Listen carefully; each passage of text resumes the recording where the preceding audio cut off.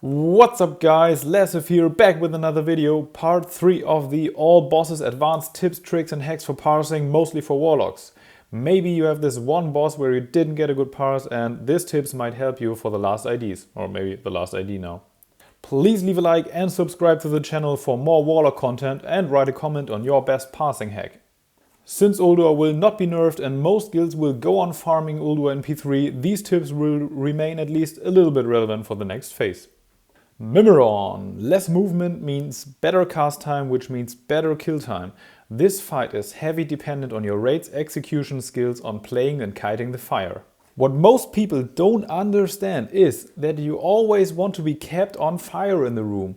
So the best thing would be kiting the fire in a big circle at the outer walls of the room in P1 and P2, and if possible don't get the flame suppression in P1. Then the frostbomb in P2 cannot hit much fire and therefore you won't get much new fires.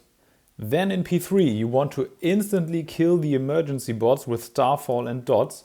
This will make the fight basically a tank and spank without moving when executed properly. Outside of that, warlocks shine in P3 and P4.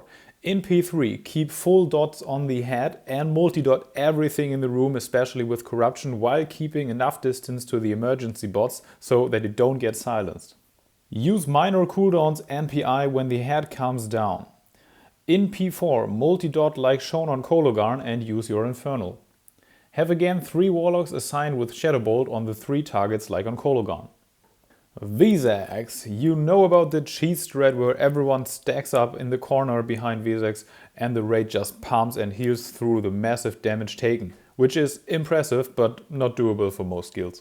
So what you need is good uptime in the shadow crashes and therefore play with either 2 camps at the left and the right edge of one crash, or with 1 camp moving from left to right and back between 2 shadow crashes next to each other.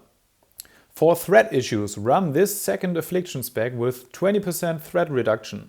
Use Shatter first in your fight, but as late as possible, and then later ask for salvations, because salvation reduces your threat by 2% per second for 10 seconds, so the higher your total threat is, the better the salve works. The execute phase from 25 to 5% is the most important one, where you need to pump and use all haste cooldowns like on every other fight to maximize your drain soul damage. Another cheese is that other range DPS simply stop at 25%.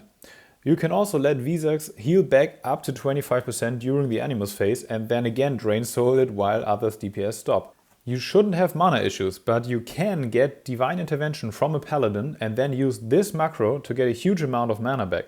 If you spam this, you will get the mana because you don't have the no mana regen debuff from Vezax in the first seconds after removing DI.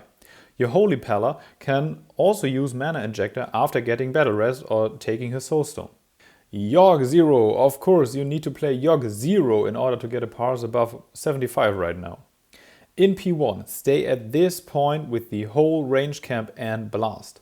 There is only one cloud that could hit you there, which is slowly moving in a circle around the boss. And if it does, no problem. The tanks should always trigger 1 or 2 mobs extra anyway at all times.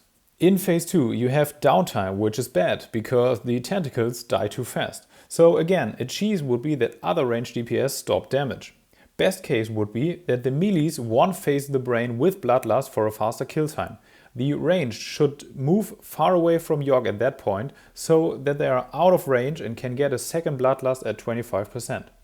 Damage done to Immortal Guardians that are above 1% health counts to the log, so you need to seed them hard after they got their first heal. This is an insane damage boost. Algalon. There are a lot of details in my how to parse video on Algalon. But important for DPS is to only have 2 big bangs, cause the 3rd big bang is a big DPS loss, of course. There is some insane star dotting going on, which you can see in the top parses. He was the star killer, I think, but this is brutal and I don't know how he managed all of this and that his raid survived this massive star collapsing going on.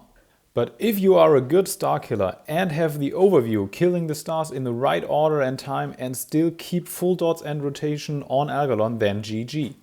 You can also dot the new spawned stars shortly before the 20% phase, because damage done to stars that won't explode anymore still counts to the log.